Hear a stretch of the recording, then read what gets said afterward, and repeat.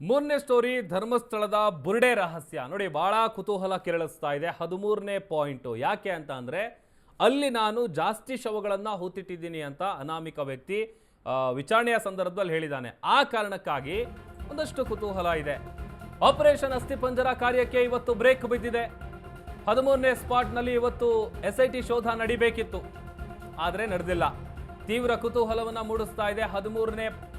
spot ರಹಸ್ಯ ನೇತ್ರಾವತಿ ಜಲಾಶಯ ಪಕ್ಕದಲ್ಲಿರುವಂತಹ 13ನೇ point ಇದು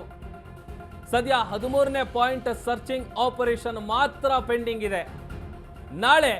13ನೇ ಸ್ಪಾಟ್ ನಲ್ಲಿ ಎಸ್ಐಟಿ ಕಾರ್ಯಾಚರಣೆ ನಡೆಸುವಂತ ಸಾಧ್ಯತೆ ಇದೆ 13ನೇ ಪಾಯಿಂಟ್ ನತ್ತ ಎಲ್ಲರ ಚಿತ್ತ ಇದೆ ಹಾಗಾದ್ರೆ ರಹಸ್ಯ ಹೊರಗಡೆ ಬರುತ್ತಾ ಯಾಕೆ 11ನೇ ಪಾಯಿಂಟ್ ಅಲ್ಲಿ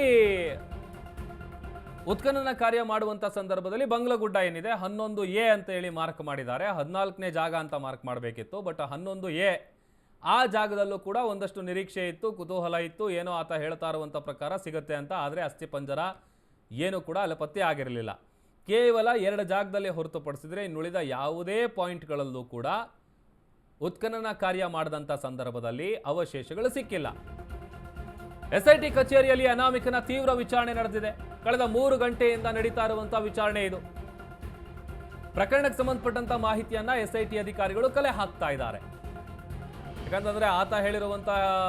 ವಿಚಾರಕ್ಕೂ ಅಲ್ಲಿ ಏನು ಸಿಗದೆ ಇರೋದಕ್ಕೂ ಒಂದು ರೀತಿ ಮಿಸ್ ಮ್ಯಾಚ್ ಆಗ್ತಾ ಇದೆ ಬುರುಡೆ ರಹಸ್ಯ ಸಂಬಂಧ ಈವರೆಗೂ 15 ಜನರನ್ನ ವಿಚಾರಣೆಗೆ ಒಳಪಡಿಸಿದೆ ಎಸ್ಐಟಿ ಬೆಳ್ತಂಗಡಿ ಎಸ್ಐಟಿ ಕಚೇರಿಗೆ 10 ಜನರನ್ನ ಕರ್ಕೊಂಡು ಬಂದು ವಿಚಾರಣೆ ಮಾಡುವಂತ ಕೆಲಸ 15 ಜನರನ್ನ ಓವರ್ ಆಲ್ ಆಗಿ ವಿಚಾರಣೆ ಮಾಡಿದೆ ಎಸ್ಐಟಿ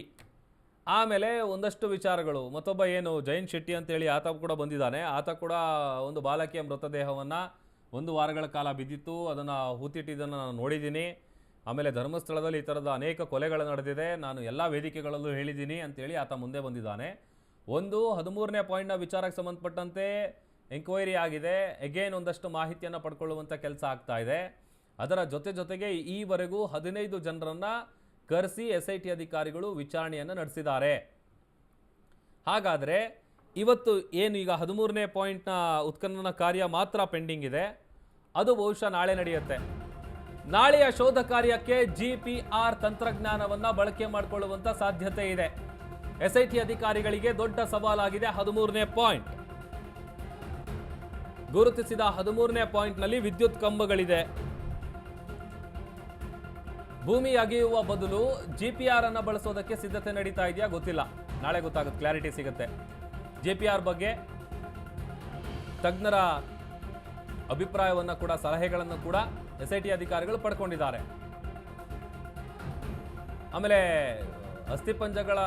ಪತ್ತೆ ಪ್ಲಾನ್ ಏನಿದೆ ಆ GPR ಬಗ್ಗೆ ತಜ್ಞರ ಅಭಿಪ್ರಾಯ ಪಡೆದ ಬಳಿಕ ಮುಂದೆ ಏನು ಮಾಡಬೇಕು ಅದನ್ನು ಬಳಸಬೇಕಾ ಬೇಡವಾ ಅಂತ ಅನ್ನುವಂಥ ವಿಚಾರ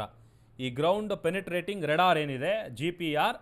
ಅದರ ಮೂಲಕ ಪರಿಶೋಧನೆ ನಡೆಸುವಂಥ ಸಾಧ್ಯತೆ ದಟ್ಟವಾಗಿದೆ ಸೊ ನಾಳೆ